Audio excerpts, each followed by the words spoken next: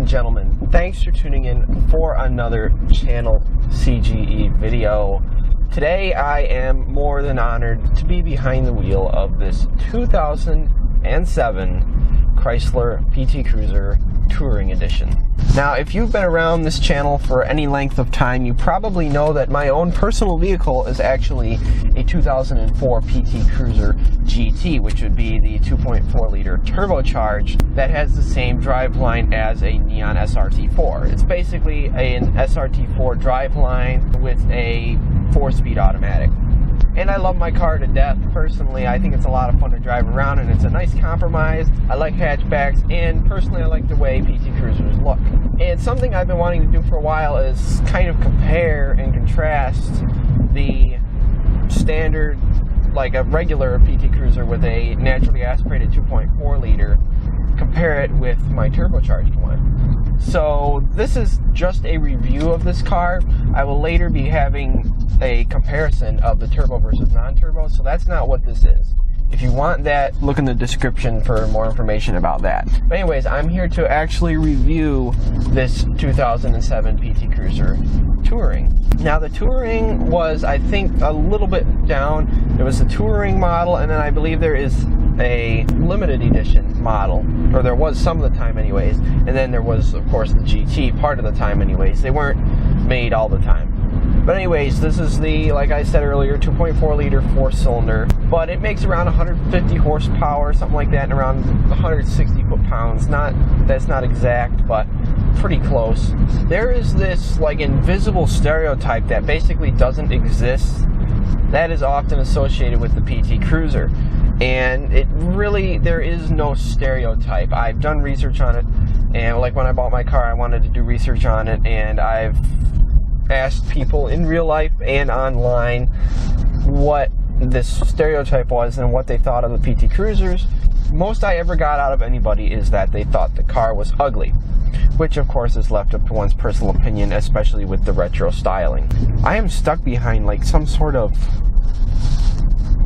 construction equipment right now, and it is driving me crazy. Alright, we're turning here. Screw this. But anyways, there really is no stereotype. So really, if you don't like PT Cruisers, you don't like them. You like them, you like them.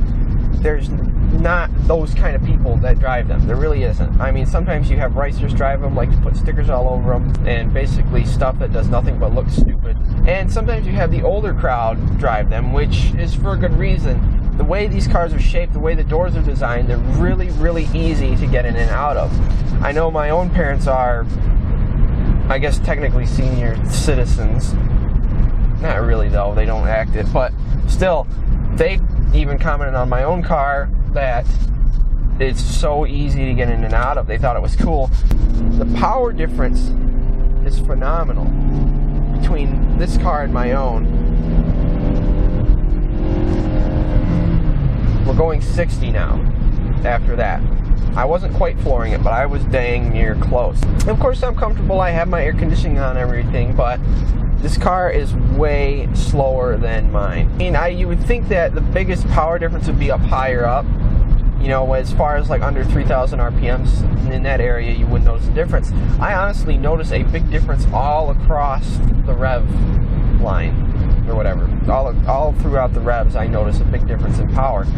But especially, of course, up in the higher end. But even torque-wise, like all-around torque of the car and power, I notice a big difference between my car and this one. You have 150 horsepower here and 220 in that. So, I mean, that makes a big difference. But anyways, I think my two favorite parts about this car is, one, the exterior, the color. I really like this red color. I'm not exactly sure what it's called. It's sort of a little bit of on the deeper side of a red. I really love that color. Also, the fact that this car has regular wheels, doesn't have the caps, nicer wheels. That's the nice thing about the Touring Edition, is you get a step up on things. And my second favorite part about this car would be the interior. Just all around. The interior is really nice, especially for the car and for the price range that it was in at the time, and now the price range it's in at the time. You can get a car similar to this probably for easily less than $5,000. It's a under $5,000 car at this point, and it's beautiful. This in particular one just runs like a top. There's absolutely no issues with it. It has around 92,000 miles. But anyways, as I was just saying a second ago, my favorite part I would say about this car is the interior. It feels good when you sit in it. I mean, I can see where it could wear on you if you were driving this for hours upon hours every day, but it's still a very comfortable interior. I would go on a road trip anytime in this vehicle, I honestly would. It looks nice in here. The panels around the gauges and on the dash are actually body color, which is kind of cool. It, you know, kind of specials up the interior a little bit by making it the same color as the exterior. Steering wheel feels nice in my hands. The center console looks nice. It has the Dodge VES head unit. It has auxiliary port. It's nice stereo. Not bad stereo. I like a lot of bass in my music, and I like to be able to crank that up, and you don't get a lot of that in the stereo when I tested it out, but still a nice stereo in here. Cloth seats, which some people actually prefer. I personally prefer leather, but these cloth seats really feel good when you sit in them. And the interior is really nice. It's really comfy to be in, and all around I just think it's cool. Anyways, let's punch it going up this hill. Alright, I have it pinned.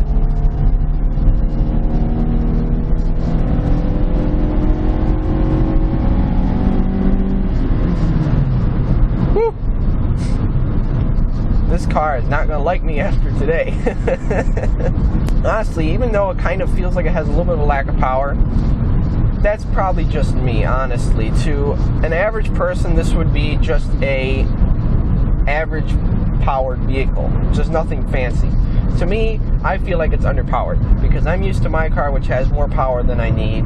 I'm used to a lot of V8s that I drove when I first got my license and I was on my permit that have more power than you need, and I get in this and it just feels underpowered. But really, I suppose it's not bad. It'll move if it has to, but nothing special.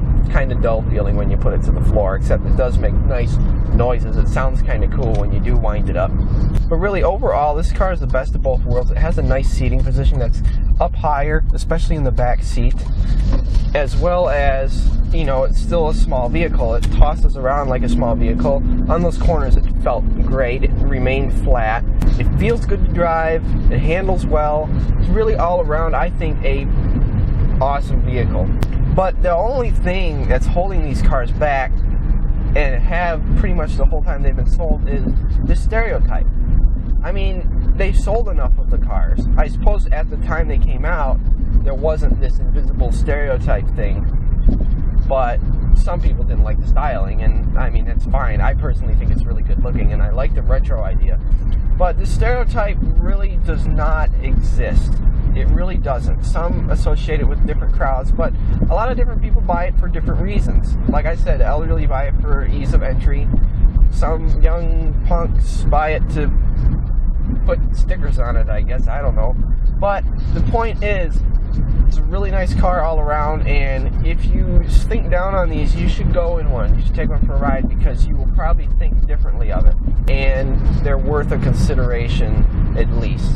But anyways, guys, thanks for watching another quick channel C.G.E. video. Give it a thumbs up if you did enjoy, and comment down below if you have any questions or just anything you would like to say. I reply to pretty much every comment, so go make one down below, and we can hang out and have some fun in the comment section. Also, be sure and go follow us on social media. We have Facebook, Twitter, and Instagram. They're all down below in the description, and I'm trying to use them more now and give people updates on channel stuff there, so be sure and go give them a follow. Also, watch for new uploads every Sunday, and subscribe to see stuff whenever it comes out, because stuff doesn't just come out on Sundays, it comes out midweek too. So again, thumbs up, subscribe, and go follow us on social media if you haven't. But again, guys, thanks for watching. You rock. God bless, and have a good one.